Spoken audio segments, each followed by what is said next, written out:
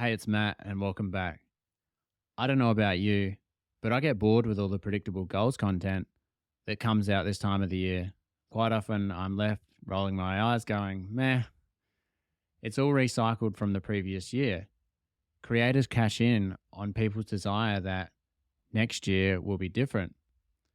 We all dream big and plan to start over with new habits in the new year, but most people give up those habits by the end of January. Now, I wasn't going to play this game, but as a coach, I must throw in my 2 cents worth. I see the benefits of dreaming big on goals that excite you, but the other side of the equation is action. Without action, nothing is going to happen on those goals. So, whatever goals you commit to this year, make sure you take action. Have plans and accountability for that action. Break it down into weekly and daily habits.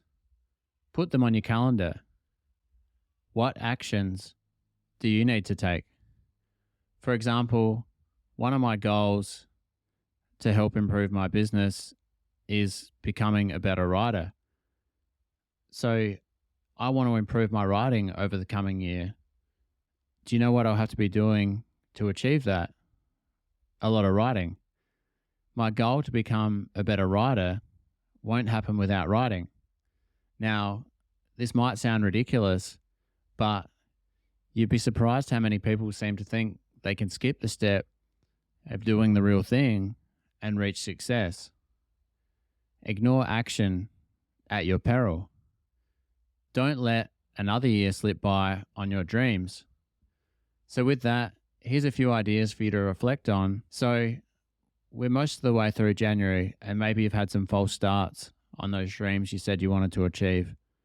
So today I want to give you 7 ideas to reflect on so that you can refocus as we head into the rest of the year. 1. The goal that changes everything. What is one goal that if you achieved it in 2024 would change everything? Now, this could be personal or it could be professional. You've got a bunch of goals and I'm sure they're good, but there's one, the force multiplier, that changes everything. The one that makes everything else irrelevant. What if you laser focused on that one? 2. Attach a rider to your goal. Don't just have a big goal, attach a rider to it. What's a rider? A rider is a condition attached to something already agreed upon. The classic example that comes to me was from many years ago. I was a bass player in a band and we would play live gigs around the city, and in addition to our payment for the gig, we would usually get what was called a rider. And so this was something in addition, which was usually free food or free drinks. Good times.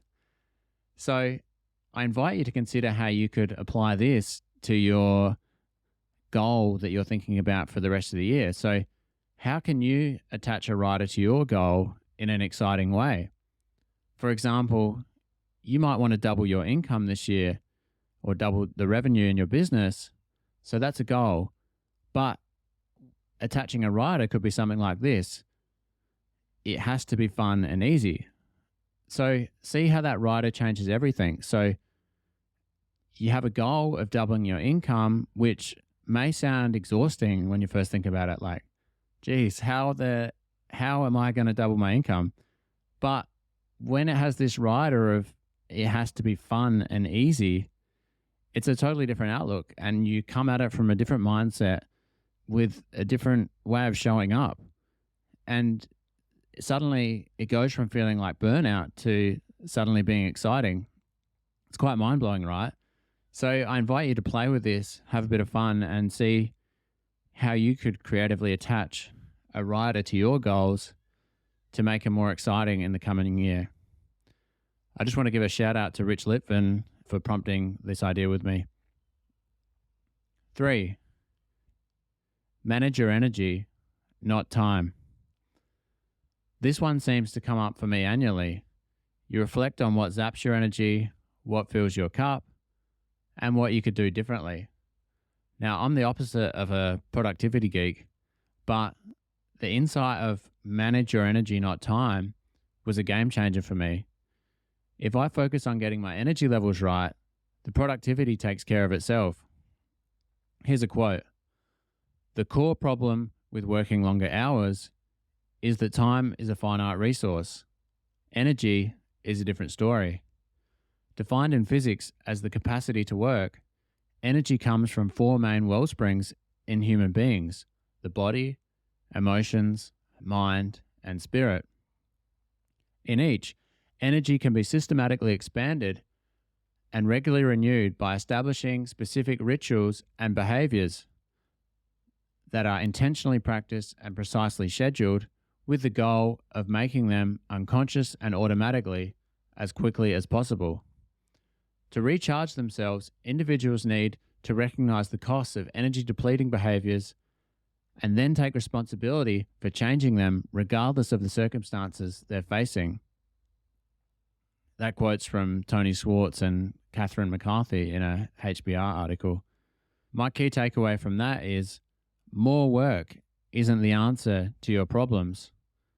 Start with auditing your energy. What needs to change in 2024 for you? What rituals could you implement to renew that energy? And think across your whole self, from body, emotions, mind, and spirit. Number 4, massive transformative purpose, or MTP. Some high performers don't get turned on by goal setting, but they have a massive transformative purpose that drives them. The idea of an MTP from Peter Diamandis caught my attention several years ago. Here's a quote from Peter: "A massive transformative purpose is your highest aspiration, and that's true for both you as an individual and your company. Here are the basic attributes of an effective MTP. It's uniquely yours, or your company's. It feels true for you. You're proud of it. It's driven by emotional energy, think wonder, awe, excitement, pain, that fuels your drive to pursue big dreams.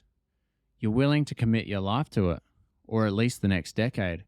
As an individual, your MTP is what wakes you up in the morning and gets you excited. For example, my personal MTP is, and remember this is still Peter, to inspire and guide entrepreneurs to create a hopeful, compelling, and abundant future for humanity. For a company, an MTP is the core, defining purpose of its existence. It describes the change in the world that you want to achieve, the fundamental problem you're trying to solve. Your MTP is designed to inspire focused action, express your passions, and create an emotional connection that drives you and others towards meaningful, positive, and common change." Thanks, Peter. So that's powerful stuff, right? I invite you to consider, what is your massive transformative purpose? Now, that's a big question that you might not be able to answer on the spot. So maybe take that away and ponder it this weekend. Do some journaling. See where you get to. Because something like this can really light a fire inside you and drive you on to do great things. Number 5, community is where it's at. I keep hearing many leaders talking about the power of community. Here's a quote from Justin Welsh: "Build a community, not just a following. Engage with your audience. Answer their questions, acknowledge their struggles, and celebrate their wins. Community building is how you establish genuine authority, not by advice dropping. In a world where everyone can claim to be an expert, the real differentiator is sharing your learning journey, offering unique insights, solving real problems, building community." Thanks, Justin. So, how can you better nurture your community in 2024? What are you doing to build a community? And are you giving it the time it needs to flourish? Number 6, don't overlook self-inquiry. Self-inquiry is essential if you want to go to the next level as a leader. I love this quote from Jerry Colonna. The call is to stand still and do the work of self inquiry. Remember who you are, what you believe about the world, and then, risks be damned, lead from that place of broken, open hearted warriorship. Man, that's good. Broken, open hearted warriorship. It's quite deep. I invite you now to pull out a journal and explore what makes you you. Now, that's quite a expansive topic. I'm sure once you dive in, there's a lot to scratch below the surface. So I also share with you some further journaling prompts from Jerry Colonna. Who is the person I've been all my life? What can that person teach me about becoming the leader I want to be? What was the story my family told about being real, being vulnerable, being true? What do I believe about vulnerability, and how might that serve me? And finally, for number 7, I'll leave you with a quote to ponder. And I'll just preface that before that we're partway through, almost through January as I record this. So you may have feel that you're already derailed on those goals that you ambitiously started the year with. You jumped in head first, got excited, and then something happened. You got busy at work, something happened in your family, an emergency, or some trouble came up elsewhere in your life, and suddenly those goals that you were so excited about might seem so far away. They might not even seem like a priority anymore. But rather than getting frustrated, I invite you to consider that that's part of the process. And here's a quote from David White.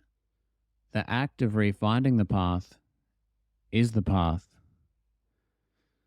I don't know about you, but that generates a huge insight that we can move from being frustrated by our perceived lack of progress, or that feeling when you go 2 steps forward, 2 steps backwards, and you feel like you're not getting anywhere, but you are getting somewhere.